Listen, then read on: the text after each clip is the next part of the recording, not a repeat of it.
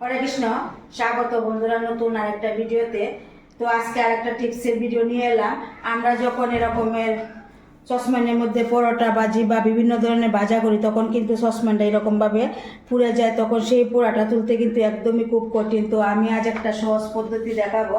এই পদ্ধতিটা ইউজ করলে খুব তাড়াতাড়ি এটা উঠে যাবে। তো এই সসপ্যানটার মধ্যে আমি 1 চামচ ডিটারজেন্ট পাউডার দিলাম, আর এই দেখুন হারপিকটা দিয়ে দিলাম। আর গরম অবস্থায় কাজটা করতে হবে। এইভাবে কিছুক্ষণ দিয়ে তারপর রেখে দেবো। তারপরে একটা স্টিল রোল দিয়ে মেজে নেব। এবার স্টিল রোলটা দিয়ে আমি মেজে নিচ্ছি।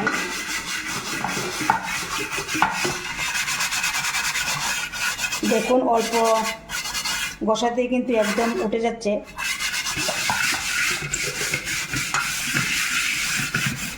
দেখুন একদমই কিন্তু উঠে গেল, এই যে। তো এবার আমি ধুয়ে দেখাচ্ছি।